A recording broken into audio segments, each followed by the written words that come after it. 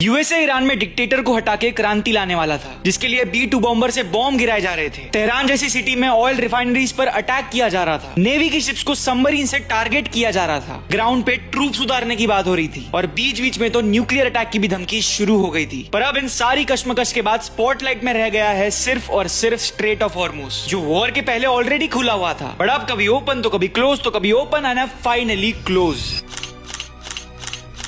Basically कल सबसे पहले डोनाल्ड ट्रंप का ट्वीट आया एंड उन्होंने कहा the straight is open. Firstly उसे किसी ने भी सीरियसली नहीं लिया क्योंकि ट्रंप को अब कोई सीरियसली नहीं लेता, बट फिर जब ईरान की तरफ से ट्वीट आया तो सबने चैन की सांस ली एंड ऑयल प्राइसेस भी तुरंत $85 तक गिर गए। 7 से 8 टैंकर्स ने काफी दिनों बाद स्ट्रेट ऑफ हॉर्मुज के चेक पॉइंट पर अपने कदम बढ़ाए। दुनिया को लगा सब ठीक हो गया है, we are back to normal, but then Trump was like strait of Hormuz तो खुल गया बट हम अपना ईरान के ऊपर ब्लॉकेड कंटिन्यू रखेंगे। एंड फिर से वही नाटक। इस ट्वीट के बाद ईरान ने भी ट्वीट करके बोल दिया कि हम पागल नहीं है, जब तक हमारे ऊपर लगाया हुआ ब्लॉकेड नहीं खुलेगा हम स्ट्रेट ऑफ हॉर्मुज भी नहीं खोलेंगे। एंड फिर उन्होंने रेडियो ब्रॉडकास्ट के थ्रू शिप्स को इन्फॉर्म कर दिया कि द स्ट्रेट इज क्लोज, जिसके बाद अब फिर से ऑयल प्राइसेस $90 के ऊपर चले गए हैं। ऑल्सो ये जो पूरी सिचुएशन है ये फिर से खराब होती हुई दिख रही है क्योंकि out of nowhere Indian ships पर अटैक हो चुका है। Sepa Navy, this is Motoranga Sanmar Herald. You gave me clearance to go.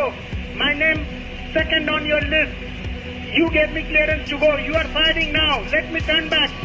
But India के लिए एक छोटी सी रिलीफ जरूर है। बेसिकली आपको तो याद होगा ही ना कि वॉर के दौरान यूएसए ने इंडिया को परमिशन दी थी टू बाय रशियन ऑयल जो ऑलरेडी लोडेड है। वो परमिशन की डेडलाइन जो खत्म होने वाली थी उसे यूएसए ने 16 मई तक एक्सटेंड कर दिया है। But the point of concern still remains the straight of Hormuz, क्योंकि इसके कारण ऑयल प्राइसेस इन्फ्लेटेड रहेंगे। प्लस हमारे देश में मल्टीपल इश्यूज ऑलरेडी चल रहे हैं। मणिपुर में अब हर रात फिर से वायलेंस होना शुरू हो गया। हर दिन कहीं ना कहीं से फेक खाने की फैक्ट्रीज बस्ट हो रही है। डिलिमिटेशन को लेकर साउथ नॉर्थ में एक नया डिवाइड फिर से क्रिएट हो रहा है एंड इन सब के बीच बहुत चांसेस है कि आप फेक न्यूज का शिकार बन जाओ। बट अगर उस जाल से बचना चाहते हो तो इंडियन लास्ट 24 आवर्स को दिन में मल्टीपल टाइम चेक करना मत भूलना, क्योंकि चाहे दुनिया की कोई भी न्यूज हो हम सबसे पहले उस न्यूज को यहाँ as a breaking news post डालते हैं। फिर हम हर शाम एक डेडिकेटेड वीडियो लाते हैं जिसमें लास्ट 24 घंटों की सारी न्यूज कवर्ड हो एंड फिर हर रात एक ऐसी डिटेल वीडियो आती है जिसमें हम किसी एक टॉपिक पे फोकस करते हैं एंड उसके बारे में आपको सारी जानकारी देते हैं। इसीलिए मैं बार बार हर बार कह रहा हूँ, ज्यादा सोचो मत, फॉलो कर दो इंडियन लास्ट 24 आवर्स को अभी के अभी।